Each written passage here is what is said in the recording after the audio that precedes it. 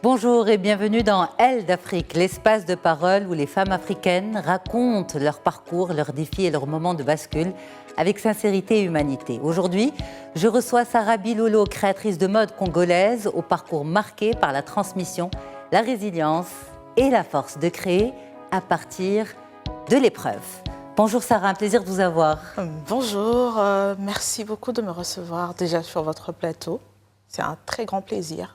Le plaisir est vraiment partagé. Merci pour l'honneur que vous nous faites. Le plaisir est partagé. Alors, sans plus tarder, on va démarrer par la première rubrique de ce rendez-vous, c'est votre trajectoire. On y va.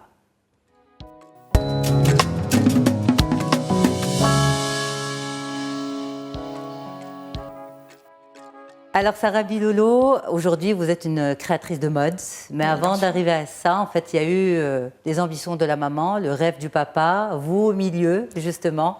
On va remonter le temps ensemble, petit à petit, et revenir à la petite Sarah, justement. Vous êtes née où? Je suis née au Congo, à Kinshasa, un certain 26 décembre, juste après les Noëls. Et donc, je suis fille aînée d'une famille de 12 enfants. Avec une... comme on dit chez nous. Que Dieu vous préserve. Amen.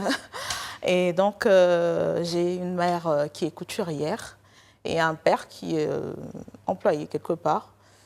Donc, actuellement, je suis femme mariée et j'ai 2 enfants au Maroc. Nous vivons au Maroc, à Kenitra. Alors, on va voir comment la petite fille aînée d'une fratrie de 12 enfants est venue s'installer au Maroc.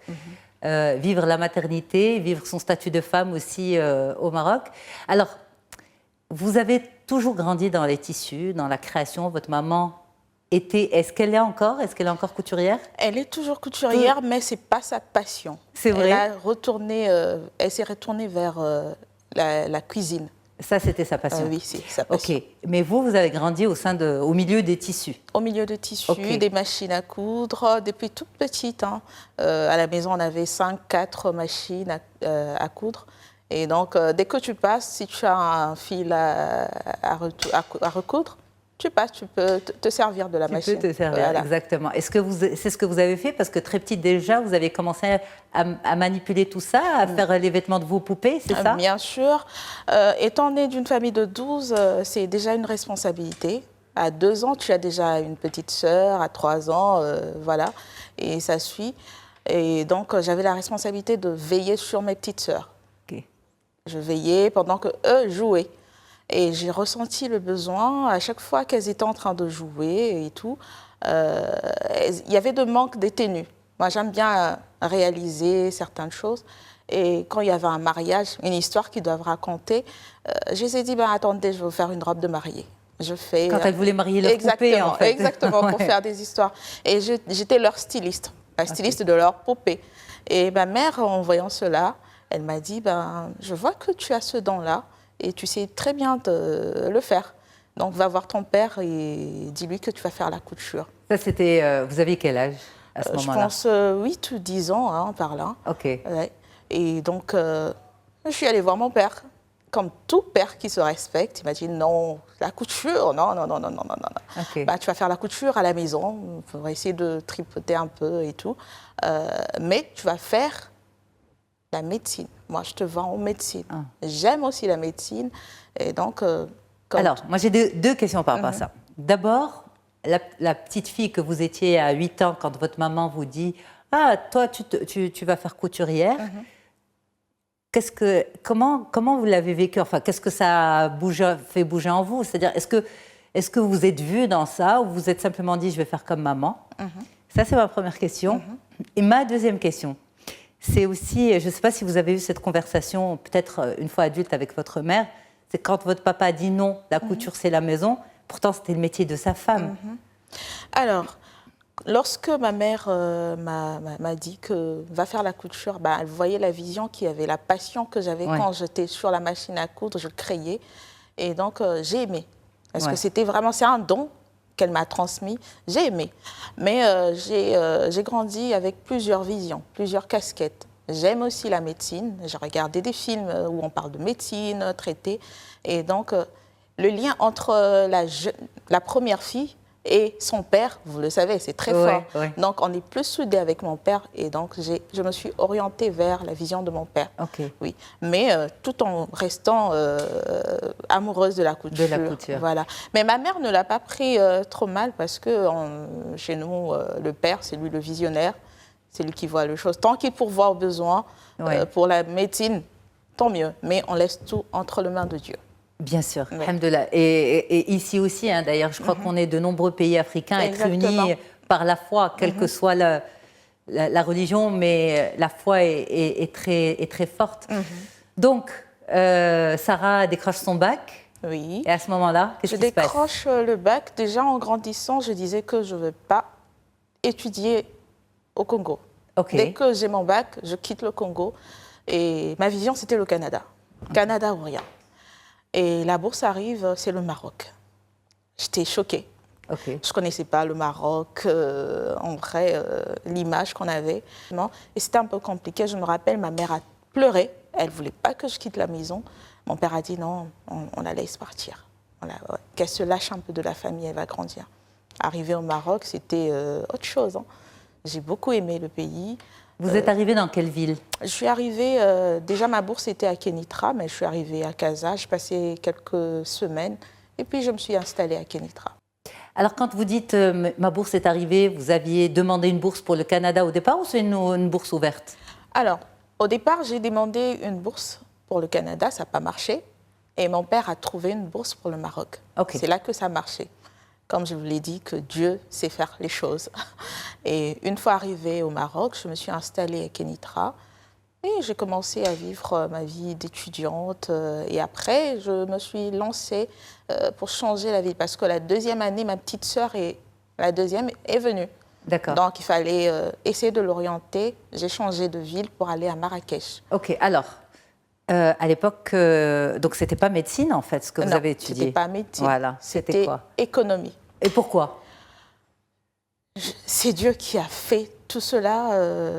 Je ne sais pas vraiment ce qui se passait pendant les démarches, mais mon père m'a toujours dit tu vas au Maroc, c'est Dieu qui t'ouvre le chemin. Et tout se passe comme ça. Je me retrouve en économie. Je fais la fac à Marrakech. Quand je quitte Kénitra pour Marrakech pour rencontrer ma petite sœur. Et donc, je commence à étudier. Et 3 ans après, c'est les difficultés que j'ai rencontrées. Alors, on va arriver. Ces études d'économie, vous en avez pensé quoi? Vous avez aimé ce que vous faisiez? Bon... Pas trop, j'ai l'impression. Pas trop, j'ai l'impression. Mais je me laissais toujours guider. Parce que ma vie a été vraiment... c'est pas ce que je voulais faire, mais aujourd'hui, je me retrouve dans un métier où je suis vraiment épanouie et je remercie le Maroc, je remercie Dieu, je remercie mes parents pour cela.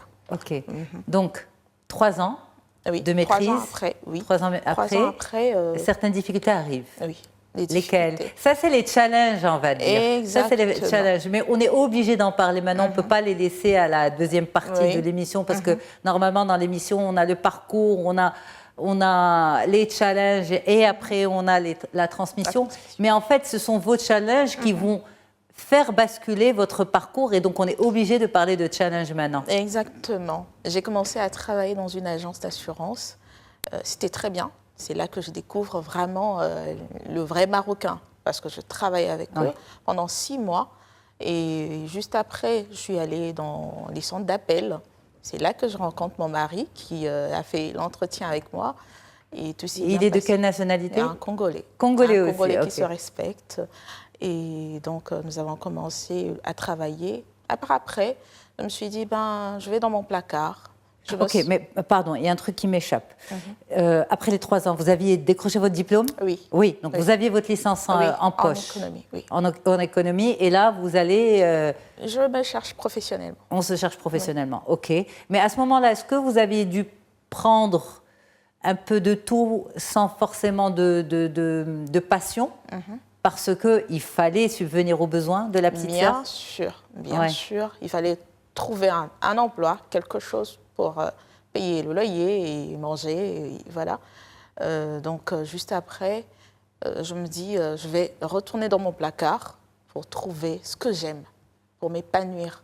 Et c'est là que je retourne en couture. Alors, comment se fait tout ce processus? Parce que ce n'est pas un jour où on se dit, je retourne dans mon placard. Non, pas du voilà. Comment ça se passe à l'intérieur de Sarah, entre ce devoir, en fait, vis-à-vis de sa petite sœur, et cet appel de la passion? Alors, j'ai eu cette envie de créer quelque chose, de créer une marque. Je me suis dit, j'ai un don. Pourquoi pas retourner? J'avais carrément oublié ce don-là. Pourquoi pas retourner vers ce don-là? Et je me rappelle, je me suis dit, je vais créer quelque chose qui va honorer, premièrement, ma mère, parce que j'ai puisé cela d'elle. Et aussi, je me retrouve dans un royaume, au Maroc. Et il faut trouver un nom qui impacte, un nom qui est dans le contexte du Maroc, parce que c'est créé. Vous savez, on va trop vite, là. Parce que je vais vous dire pourquoi on va trop vite. Parce que, en fait, tous ces changements, vous savez, j'ai interviewé des centaines de femmes. Et beaucoup ont eu à faire des changements dans leur vie, à prendre des décisions importantes comme ça. Et c'est une gestation de plusieurs mois. Oui. Voilà. C'est-à-dire, avant d'arriver au nom de la marque, est-ce que vous êtes posé la question, est-ce que je garde mon job ou je me lance à plein temps dans mon projet? Est-ce que je fais les choses à moitié? Est-ce que vous êtes posé ce genre de questions? Oui, je me suis posé ce genre de questions parce que juste après, je vous ai dit, j'ai travaillé dans des centres d'appel. Après, ça ne marchait pas. Il y avait le stress et tout. Je me suis posée, j'ai dit, non, j'arrête. Ça commençait à faire mal à la tête. J'aime bien, je sais bien parler. Ce n'est pas pour m'octroyer une image, non. Les compétences sont là, mais la passion n'est pas là. La passion n'est pas là, je ne me sentais pas. Et donc, je me suis retractée pour puiser en moi ce qui allait vraiment me rendre épanouie. C'est vrai qu'il n'y a pas de travail qui soit facile. Bien sûr.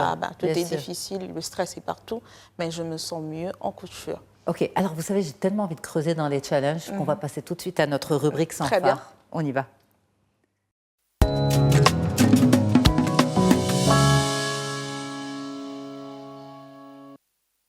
Allez, on va aller creuser un petit peu dans les difficultés. Pourquoi j'insiste en fait, Sarah? C'est parce que toutes les femmes du continent qui nous regardent, quand elles voient un parcours fluide ou quand elles entendent que c'est fluide, elles pensent que c'est compliqué pour elles. Exactement. Alors que quand on leur ramène notre douleur de femme, africaine, concrète, réelle, là, il y a un élément d'identification. Elles se disent, si elle l'a fait, moi aussi, je peux le faire. Voilà. Et c'est pour ça qu'en fait, je vous titille un petit peu sur ça. C'est ça, en fait. C'est grande sœur d'une grande fratrie, l'esprit de responsabilité. Mon papa passe par des difficultés financières. Ma petite sœur est avec moi au Maroc.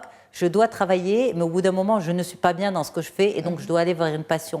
Mais pour aller, est-ce qu'on culpabilise quand on a envie d'aller vers sa passion alors qu'on a des responsabilités? On culpabilise parce que vous ne savez pas si ça va marcher au premier pas. Exact. Donc, vous quittez un endroit, vous ne savez pas où vous allez, mais il faut avoir vraiment un esprit clair, avoir confiance en soi, que ça va marcher, être sûr de ce que vous voulez lancer. Qui vous a rassuré à ce moment? Votre papa ou votre maman? Pas du tout, il n'y a personne. Parce que mon père, déjà, la couture, ce n'est pas son truc, c'est moi-même. C'est mon fort intérieur. Je me suis dit, je me lance en couture. C'est vrai que les débuts, c'était vraiment difficile. J'avais perdu la main après 3 ans. Et il n'y avait pas de salaire qui rentrait? Il n'y avait pas de salaire. Alors, vous avez géré comment? Je suis allée vivre avec ma petite sœur chez une amie qui nous a hébergés. Elle s'appelle aussi Sarah. Elle nous a hébergés pendant 2 ans. Et par après, il fallait quitter. J'ai quitté. J'ai essayé de prendre un appartement. Après, je n'arrivais pas à gérer. Donc pendant 2 ans, il n'y avait pas de rentrée d'argent parce que c'était les débuts de... Il n'y avait pas trop de rentrée d'argent. Et vous avez persévéré? On a persévéré. Elle nous a vraiment supportés. Et par après, je vais vous raconter une histoire. C'est un Marocain qui nous a reçus chez lui. Sarah était marocaine? Non. C'est une Congolaise comme moi. Congolaise, ok. Et après, juste pendant les difficultés, un jour, un Marocain nous a reçus dans son appartement. Il s'appelle Adil. Je resterai vraiment très reconnaissante auprès des Marocains, auprès de Dieu aussi. Je sens une émotion en vous qui monte. Oui, il nous a hébergés pendant 6 mois. On ne payait pas le loyer, on ne mettait pas la provision. Il nous a dit non, restez là, je ne vous dérange pas, Sarah, ne vous inquiétez pas. Et les gens ont parlé. La vision qu'on a des Marocains, comment un Congolais va vivre chez un Marocain, pas une Marocaine, un Marocain. Heureusement qu'il était aussi en couple et sa femme nous a compris. Il nous a mis dans une chambre, on était là. Dans la même maison que la famille. Exactement. Il y avait 2 chambres. Et eux, ils ont pris une chambre et nous avons pris une autre chambre pendant 6 mois. 6 mois. Quand j'ai pu réunir les fonds, je lui ai dit, Adil, on doit partir. Parce que les gens, ça parlait, vous connaissez les Marocains, est-ce que j'ai dit non, vous ne savez pas de quoi vous parlez. Nous avons rencontré un ange de Dieu qui nous a vraiment aidés. Et par après, j'ai commencé la couture, comme je vous l'ai dit. Et donc pendant ces 2 ans et demi, pendant que vous étiez hébergé chez une amie et chez ce monsieur et sa famille. Juste après, oui. En même temps, vous faisiez déjà vos patrons, je faisais déjà mes patrons. J'avais ma première machine à coudre. J'ai commencé à améliorer encore mon travail, me ressourcer encore. Quelques clients qui venaient. Et donc, je tiens à remercier mes premiers clients qui ont cru en moi. Il y avait quelques défauts, c'est vrai. C'est normal. Oui, je pouvais faire une tenue avec quelques défauts, mais ils ont cru en moi. Et par après, nous avons eu à lancer notre première collection. Okay, ça, c'était en quelle année? Je pense en 2017. En 2017, imaginez, c'est 2 ans. Seigneurie, c'est en 2015. C'est 2 ans après, voilà, que nous avons lancé notre première collection de jackets en pagne reversible. Oui. Et nous avons fait un shooting. Tout a été liquidé. On a vu que non, il y avait une vision. On avait juste peur pour rien. Et quand vous dites nous, c'est vous et votre sœur? Moi et mon collaborateur. Et votre collaborateur? Oui, j'avais un collaborateur avec qui on travaillait. Et donc, par après, c'est une école qui nous a contactés à Marrakech. C'était un très gros projet. J'avais 2 classes pour la journée culturelle, pour des petits-enfants. Me confier les enfants des gens, c'était vraiment un très grand progrès. Je l'ai fait, j'étais très fière. J'étais au public. Je voyais comment ces enfants étaient très bien habillés. Et les parents m'ont remercié, l'école m'a remercié. Nous avons fait des défilés de mode, nous avons créé des collections. Et un jour, la chance nous sourit. Quand je m'installe à Kénitra, je quitte Marrakech, je m'installe à Kénitra pour être un peu à proximité de chaque ville. Voilà. Et c'est là qu'une amie me contacte. Elle a été déçue d'une confection pour son mariage. Elle devait faire une robe. Et donc... elle m'appelle, Sarah, est-ce que tu peux me confectionner? Il ne me reste que 2 semaines. J'étais stressée. J'imagine. C'était la première fois que je fasse une robe de soirée d'une mariée. Je lui ai dit, d'accord, on va le faire. Et on commence. Nous commençons, nous lançons. Elle était satisfaite. C'était la première robe qui a marqué, qui nous a imposé sur le marché. Je l'ai accompagnée. J'ai été la dame de compagnie pour son mariage. Tout était juste adorable et c'est au travers de cette robe que j'ai pu coudre ma première robe de mariée. Ouais.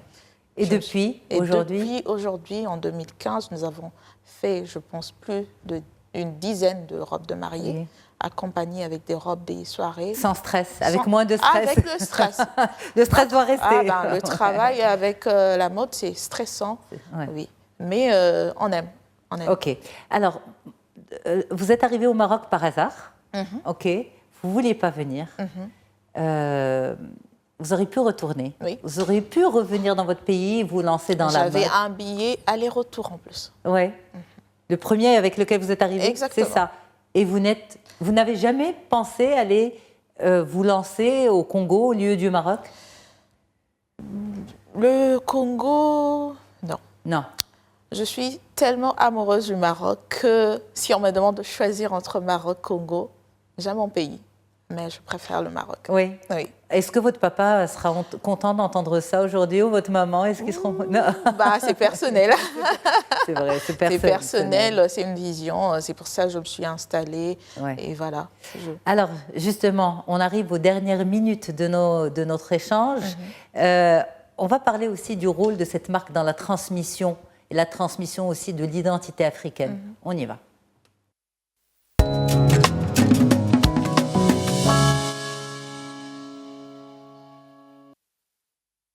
Alors Sarah, vous avez dit tout à l'heure justement, je voulais un nom qui allie Afrique, mais aussi identité marocaine, parce qu'on est dans un royaume, justement.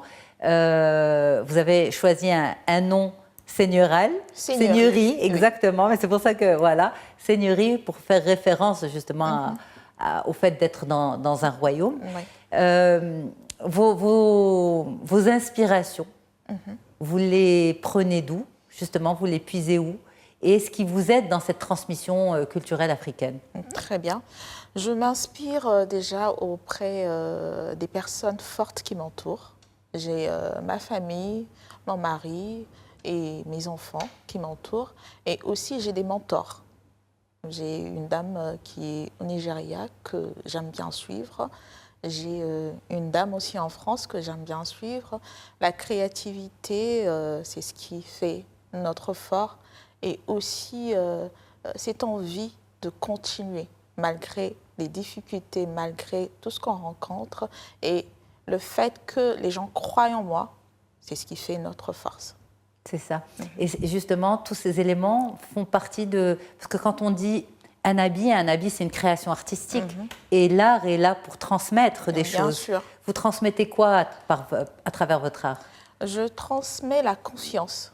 La plupart du temps, quand je me retrouve dans une soirée où je vois des personnes qui portent les tenues confectionnées par Seigneurie, je sens en eux cette confiance et cette distinction.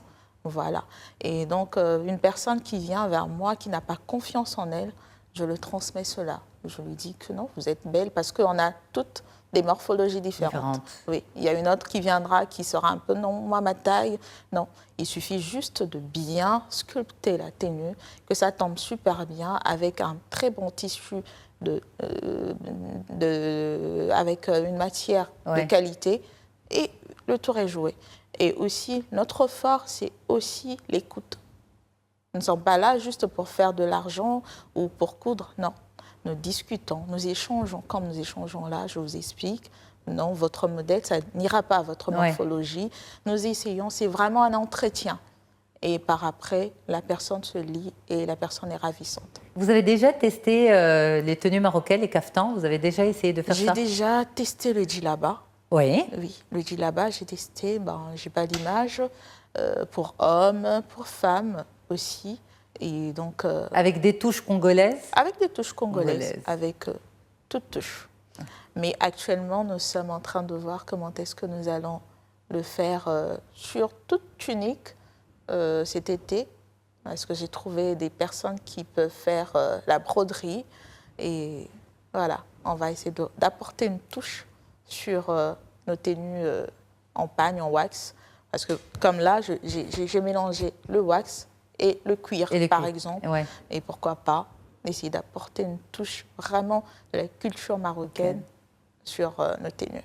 Donc, en fait, les créations, c'est véritablement des outils de transmission. Exactement. De transmission de ces deux identités. Exactement, exactement. Absolument.